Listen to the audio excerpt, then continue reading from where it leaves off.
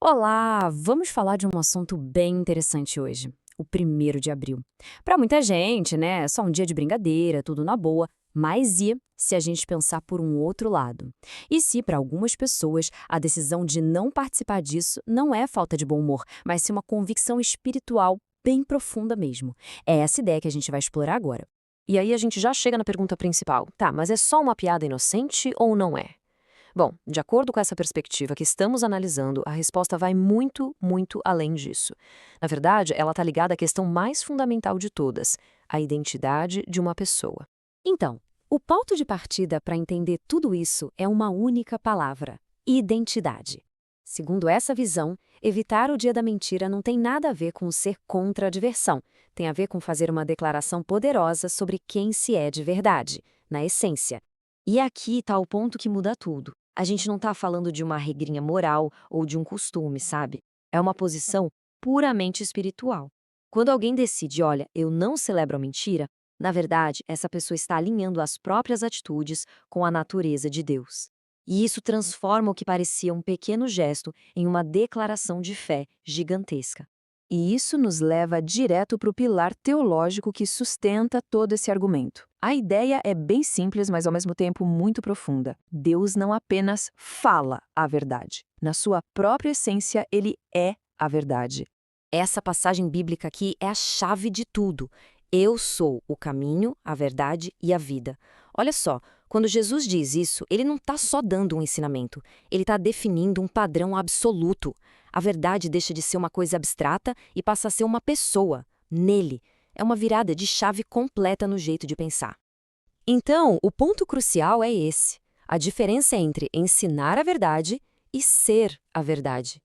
Se Cristo é a verdade, então qualquer mentira, não importa o quão pequena ou bem intencionada, se torna, na sua essência, uma oposição direta.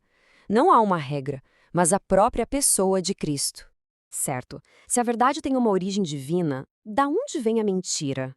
Pois é, segundo essa perspectiva, ela também tem uma origem espiritual. Vamos dar uma olhada nessa dicotomia. E essa divisão é apresentada de um jeito bem claro. Não existe meio termo. De um lado está a verdade, que vem de Deus e é associada à luz. Do outro, a mentira, cuja origem é atribuída ao diabo e associada às trevas. É um contraste total, sem nenhuma área cinzenta.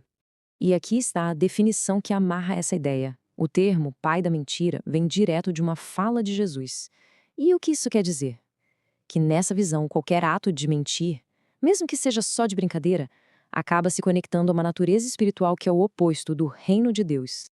Ok, mas como esses conceitos abstratos, Deus como verdade, a mentira como trevas, se aplicam na vida real, no dia a dia? Vamos agora para a parte prática e ver como isso se desenrola. Essa passagem aqui funciona como um chamado bem direto para a ação. Primeiro, ela estabelece uma identidade. Agora sois luz no Senhor. E logo em seguida, ela dá um comando que nasce dessa identidade. Vivei como filhos da luz. A lógica é clara, né? Quem a pessoa é por dentro determina como ela vive por fora. E aqui a gente vê como essa identidade se transforma em passos práticos. Primeiro, coerência.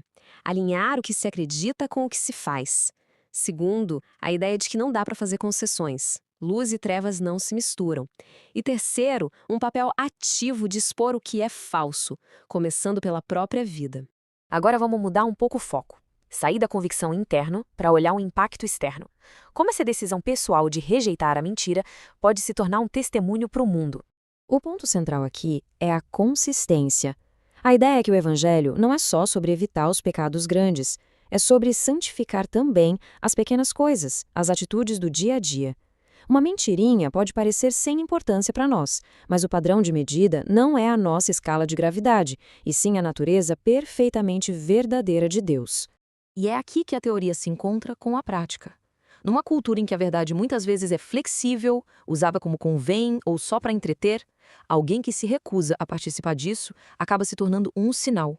A vida dessa pessoa aponta para uma outra realidade, para um padrão mais alto e muitas vezes sem precisar dizer uma única palavra. Para a gente fechar, vamos reenquadrar toda essa discussão.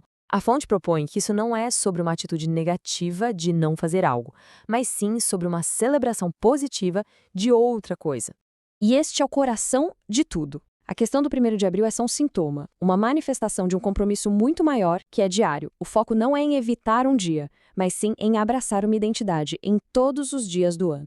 Depois de percorrer todo esse caminho, desde a identidade até o testemunho prático, qual é a grande conclusão que a fonte nos deixa? No final das contas, tudo se resume a isto: a convicção de que não se trata de seguir uma regra, mas de viver a realidade de quem se é em Cristo. Uma ideia que, no mínimo, nos convida a refletir sobre o significado mais profundo por trás das nossas tradições e atitudes do dia a dia.